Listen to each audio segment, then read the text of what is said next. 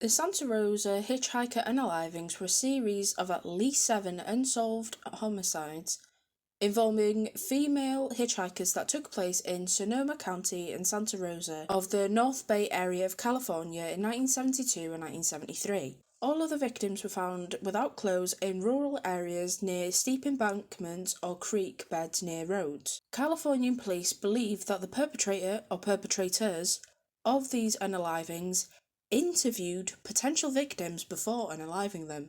Despite their extensive investigations, they still remain unidentified. Maureen Louise Sterling, 12, and Yvonne Lisa Webster, 13, both Herbert Slater middle school students, disappeared around 9 p.m. on the 4th of February 1972 after visiting the Redwood Empire Ice Arena. Both girls, like other young people in the area, often hitchhiked. They were last seen hitchhiking on Guerneville Road, northwest of Santa Rosa. In 2019, an acquaintance who had spoken to them early on the evening that they'd last been seen said that they had told her that a tall, slender man had asked them to smoke. The friend declined to accompany the girls to smoke with a man whom she had never seen before. The witness told interviewers that she thought that the man she saw in the lobby at the ice arena resembled serial unaliver Ted Bundy. The girls, who the friends described as dressed in such a way that they were able to pass for several years older than they actually were, disappeared a short time later. The friend was also interviewed in the 2024 HBO Max documentary The Truth About Jim, and said that she saw the man in the profile as he stood in the lobby watching the skaters on the ice. She said he resembled a photograph of suspect Jim Mordecai, the suspect of the documentary, taken in the early 1970s. Other reports at the time indicated that the two girls might have been looking for someone to drive them to meet someone at a bowling alley. There were rumours that the girls might have previously been in contact with a man who lived along the Russian River, but police couldn't confirm or deny that connection either. Classmates of the girls were questioned about their whereabouts at school the following week, but none of the leads police received helped. Police had believed the girls were runaways. Their bodies were found on the 22nd of December 1972. 2.2 miles north of Porter Creek Road on Franz Valley Road, down a steep embankment approximately 66 feet off the east side of the roadway. A single earring, orange beads, and a 14-carat gold necklace with a cross were found at the scene. The COD could not be determined from skeletal remains. Sterling's mother identified the cross necklace and the earring as her daughter's property. The other earring was not found at the scene. Binding materials were found in the brush at the site that suggested the two girls had been restrained by their unaliver or unalivers. No clothing or other items belonging to the girls were found. Kim Wendy Allen, 19, was a Santa Rosa Junior College art student and was also a frequent hitchhiker, despite hearing warnings from her mother and one of her college professors about the danger of and/or murder of young female hitchhikers. Allen, like many other young women during that time, did not believe she was at risk. She was given a ride by two men on the 4th of March 1972 from her job at Larkspur Natural Foods to San Rafael. They last saw her at approximately 5:20 p.m. hitchhiking to school near the Bell Avenue entrance of Highway 101, northbound, carrying a large wooden soy barrel with red Chinese characters on it. Her body was found the following day down an embankment in a creek bed 20 feet off Enterprise Road in Santa Rosa. She'd been bound at the ankles and wrists, hard and slowly strangled with a cord for an estimated 30 minutes. S was recovered from the body and a single gold loop earring was found at the site. Markings at the top of the embankment and a possible leg impression in the loam indicated the assailant likely slipped or fell whilst throwing or transporting the body. The two men who gave her a ride, one of whom was given and passed the polygraph test, were ruled out as suspects. Her checkbook was deposited in a drive-up mailbox across from Kenfield, California post office sometime on the morning of the 24th of March 1972, 20 days after she was murdered. Police thought that the two fingerprints on the checkbook might belong to the killer. When Allen was found, she also had an oily substance on her right side that authorities said was similar to the oil used in a machine shop. Laurie Lee Cursor, 13, a Lawrence Cook middle school student, had been reported missing by her mother on the 11th of November 1972, after disappearing while they shopped at a U-Save, and was last seen on the 20th or 21st of November in Santa Rosa while visiting friends, having deliberately run away. Someone reported possibly seeing Cursor hitchhiking on the 30th of November. Sadly, her home life was troubled and she was a frequent hitchhiker and habitual runaway. Her frozen remains were located on the 14th of December 1972 in a ravine approximately 50 feet off Castletoga Road, northeast of Rincon Valley in Santa Rosa. The killer had thrown her body at least 30 feet over an embankment. The girl had a single wire loop in each earlobe, but the rest of the earrings were missing and not found in the scene. The cause of death was a broken neck with a compression and hemorrhage of the spinal cord. The victim had not been aired and likely died 1 to 2 weeks prior to discovery. 2 people later called in tips to police about possible sightings of Cursor. One tipper reported seeing 2 men with a girl on Castletoga Road. A second caller reported seeing a girl with a Caucasian man who had bushy hair in a pickup truck that had been parked near the site where Cursor was later found deceased. Neither caller was able to provide further details. A possible witness to abduction later came forward stating that on the evening somewhere between the 3rd and the 9th of December 1972, while on Parkhurst Drive, he saw 2 men walking with a young girl. The girl who fit Cursor's description appeared to be physically impaired in some manner. The 2 men were supporting her between them. The witness saw the men run across the road with the girl and push her into the back of the van and parked on the side of the roadway. The driver was a Caucasian man with an afro-type hairstyle. The driver then sped north on Castletoga Road. Authorities speculated that Cursor was kidnapped, forced in the van, stripped of her clothing, and that she opened the passenger door of the speeding vehicle in an attempt to escape her captor or captors, fell or jumped or was pushed out, and broke her neck in the fall into the ravine. Her captor or captors left her by the side of the road. The broken neck would have prevented her from moving, but it would have taken some time for her to die from the injury. Carolyn Nadine Davis, 15, ran away from her home outside Anderson in Shasta County on the 6th of February 1973 and spent the next 5 months travelling. She'd left her mother a note that said,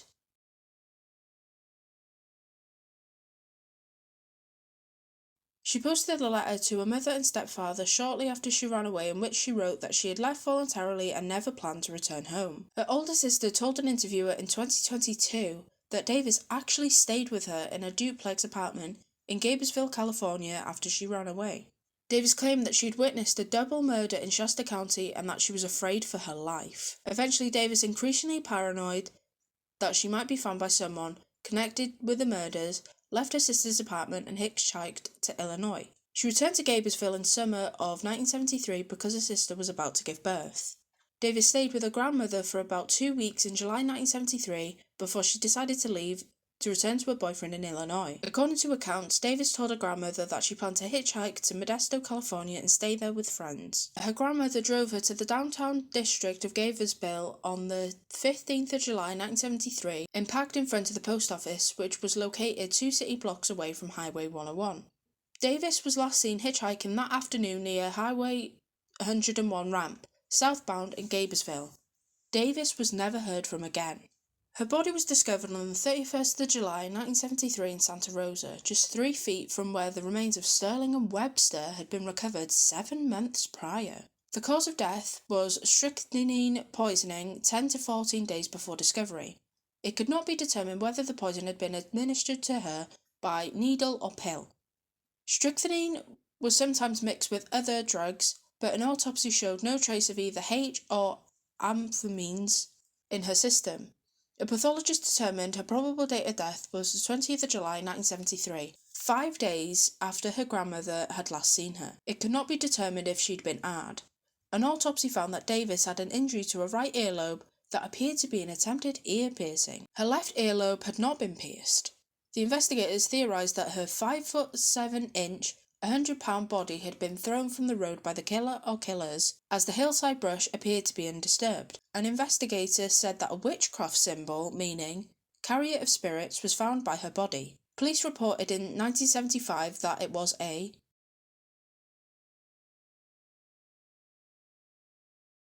constructed of twigs or sticks.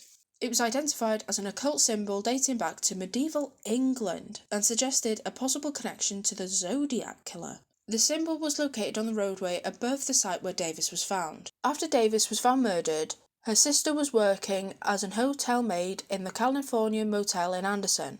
She found a map in the room that she was cleaning that had belonged to Davis and that had been in her possession when she left Gaibersville.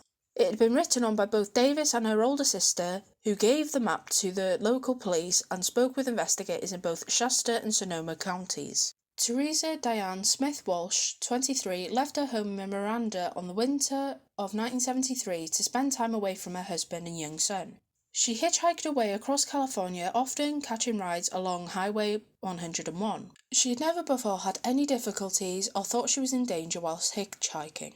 In late December 1973, she was in Malibu, California, but wanted to go home for Christmas to see her mother and son. She was last seen on the 22nd of December 1973 at Zuma Beach in Malibu, intent on hitchhiking to Gaibersville. Her partially submerged body was found 6 days later by kayakers in Mark West Creek. She had been hog-tied with a clothesline rope, S-aid, and strangled, and was determined to have been dead approximately 1 week. High water marks contemporaneous with heavy rains in the area suggested the body could have drifted several miles. On the 2nd of July 1979, the skeletal remains of a young white female were found in a ravine off Castaloga Road, approximately 100 yards from where the body of Lori Lee Cursor had been recovered 7 years earlier.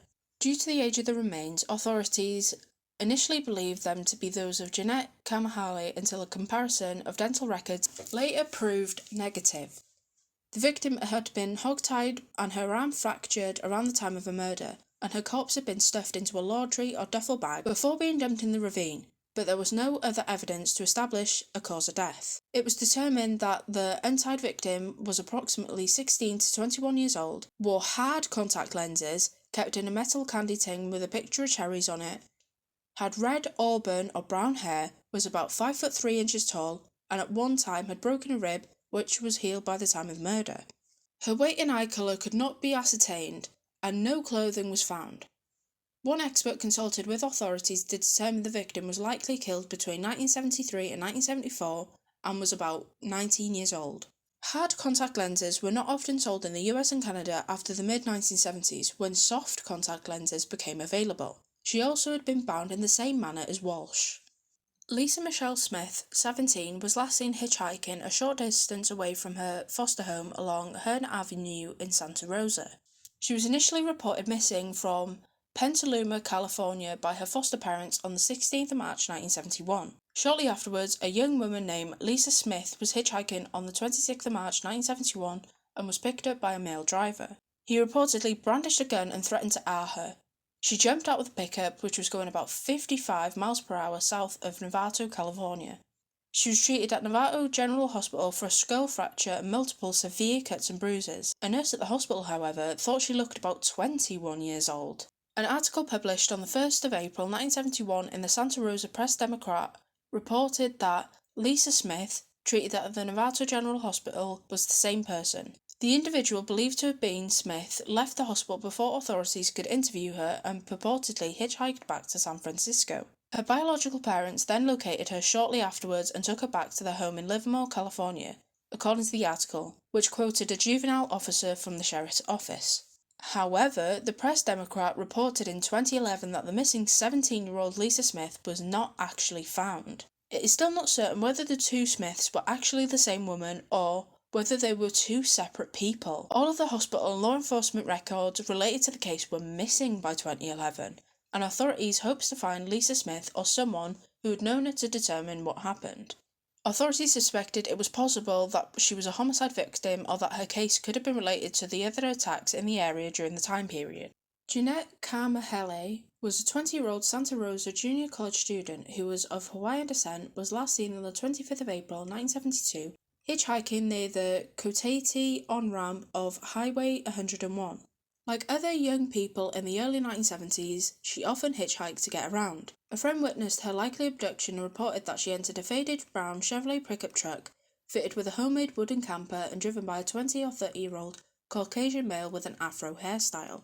Her body has never been found. Kerry-Ann Graham, 15, and Francine Marie Trimble, 14, of Forestville, California, disappeared on the 16th of December 1978 after leaving their homes to visit a shopping mall in Santa Rosa. Their remains were discovered in July 1979, approximately 80 miles north of Forestville. concealed within duct tape garbage bags and buried within an embankment of a heavily overgrown woodland area located beside a remote section of Highway 20, 12 miles from the city of Wilts. Due to the advanced state of decomposition in both girls' remains, the specific cause of death of each victim has never been established, although both girls' deaths have always been considered to be a homicide. Also, Graham's body was mistakenly identified as that of a male until genetic testing proved otherwise. Their bodies would remain unidentified until November 2015, when their identities were confirmed via the use of DNA profiling. The case itself remains one of the oldest cold cases within Mendocino County. In 1975, some sources say that the FBI issued a report stating that 14 unsolved homicides between 1972 and 1974 were committed by the same perpetrator. These consist of around 6 found victims as of 1975 and the following. Rosa Vasquez, 20, last seen on the 26th of May. Her body was found on the 29th of May 1973, near the Arguello Boulevard entrance of Golden State Park in San Francisco. The victim had been strangled and her body thrown 7 feet off the roadway into some shrubs. Vasquez had been a key punch operator at Letterman General Hospital on the Presidio. Yvonne Quailintang, 15, was found strangled in a vacant Bayview district lot on the 10th of June 1973. She had been 7 months pregnant and out buying groceries. Angela Thomas, 16, a resident of Belton, Texas, was found on the 2nd of July 1973, smothered on the playground of Benjamin Franklin Junior High School in Daly City. She had been seen the previous evening at the Presidio of San Francisco walking away from the area about 9 p.m. A locket was discovered near the body. Nancy Patricia Gildy, a 24-year-old radiographer last seen at a Roadway Inn motel on the 12th of July 1973, was found strangled behind the George Washington High School gymnasium 3 days later. She was found unclothed except for a single fish-shaped gold earring and was determined to have died within the previous 24 hours.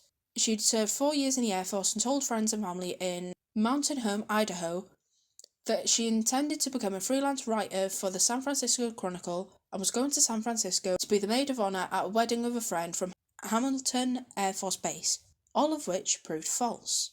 Nancy Fusey, 22, disappeared after going dancing at a club in the Sacramento area. Her remains were found on the 22nd of July 1973 in Redding.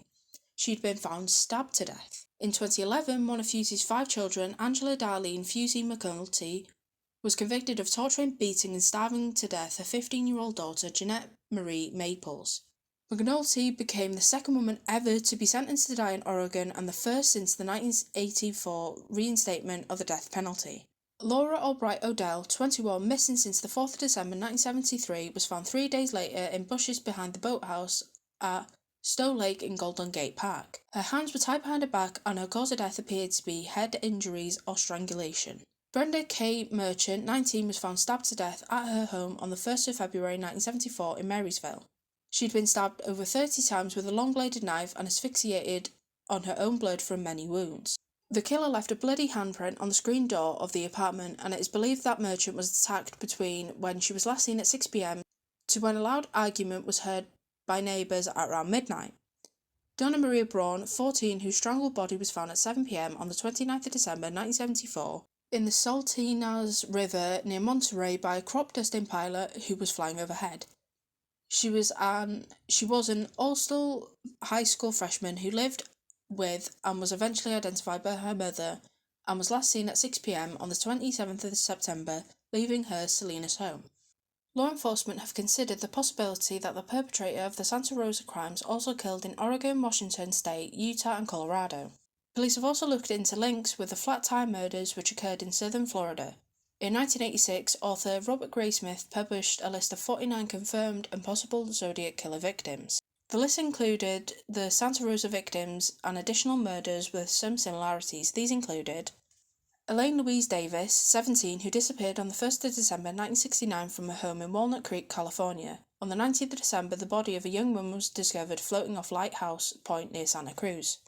Leona Laurel Roberts, 16, whose body was found without clothing, was found 10 days before the winter solstice on the beach at Bullins Lagoon in Marin County on the 28th of December 1969. She had been kidnapped from her boyfriend's home on the 10th of December.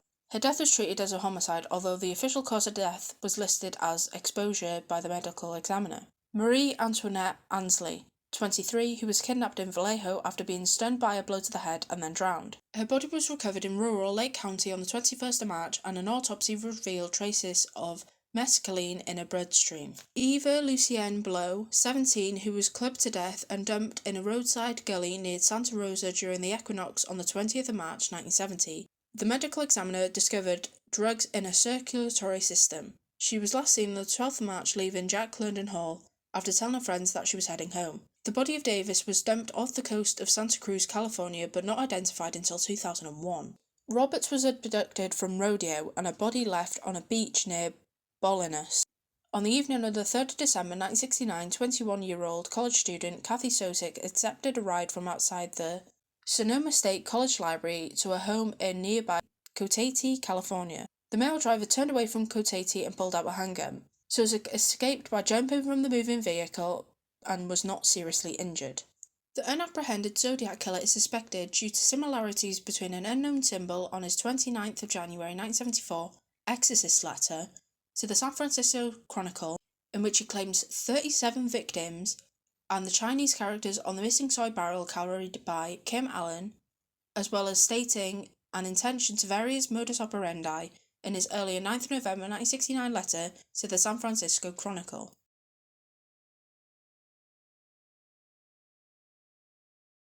Law enforcement reportedly ruled out Zodiac because the SRHM crimes appeared to have included essays and the most likely and confirmed Zodiac attacks didn't. Arthur Lee Allen of Vallejo owned a mobile home at Sunset Trailer Park in Santa Rosa at the time of the murders. He had been fired from his Valley Springs elementary school teaching position for suspected Child M in 1963 and was a full-time student at the Sonoma State University. He was arrested on the 27th of September 1974 by the Sonoma County Sheriff's Office and was charged with Child M, an unrelated case involving a young boy. He pleaded guilty on the 14th of March 1975 and was imprisoned at Atascadero State Hospital until late 1977. Robert Graysmith, in his book Zodiac Unmasked, claimed that the Sonoma County Sheriff revealed that chipmunk hairs were found on all the Santa Rosa hitchhiker victims and that Allen had been collecting and studying the same species. Allen was the main suspect in the Zodiac case from 1971 until the present. After his capture for similar crimes in Washington, Colorado, Utah and Idaho, Ted Bundy was suspected in the murders. He had spent time in the neighbouring Marin County but was ruled out by a Sonoma County detective in the late 1970s and again in 1989.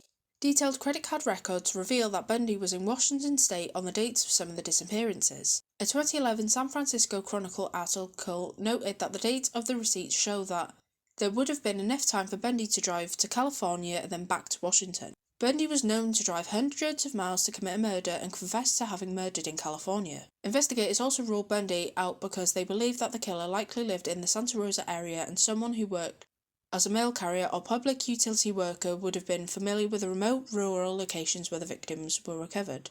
Frederick Manelli, a 41-year-old Santa Rosa Junior College creative writing instructor, was suspected when, after his 24th of August 1976, death in a head-on collision on Highway 12, sadomastic drawings he had created depicting former student Kim Wendy Allen, who was one of the victims, were discovered among his belongings. Investigators also reportedly found other obscene drawings of Manili had made involving other girls and himself. Manili had one of Allen's backpacks in his possession, which police then took into their custody. Jack Alexander Bokin, a serial R who passed away in prison in December 2021 at the age of 78, has been suggested as another possible suspect by law enforcement after DNA testing linked him in 2022 to the 1996 unaliving of 32-year-old Michelle Veal. At the time of his passing, Bokin was in prison for a series of Rs and for the 1997 attempted unaliving of a 19-year-old female victim. He had a long history of criminal offences and antisocial behaviour beginning when he was a child, including violent SA. His first criminal conviction for assault was in 1964 when he was 21. He served a prison sentence for that crime and also served 5 prison sentences for burglary at different times between 1970 and 1990. The 2024 Max documentary The Truth About Jim explored the possibility that Jim Mordecai, a high school vocational architecture teacher and part-time landscape designer, might have been responsible for the Santa Rosa unalivings. He passed away of cancer in 2008 and had no criminal record. His family had an isolated ranch in Sonoma County where he often spent time in the early 1970s. After his passing, family members found a box of mismatched female jewellery among his effects, which belonged to no one in the Mordecai family. One item, a hoop earring with orange beads attached, matched the description of a piece of jewellery worn by one of the victims. However, the family disposed of the evidence and did not keep any of the items. A DNA profile of Mordecai and other information regarding him was turned over to the Sonoma County Sheriff's Office in August 2022.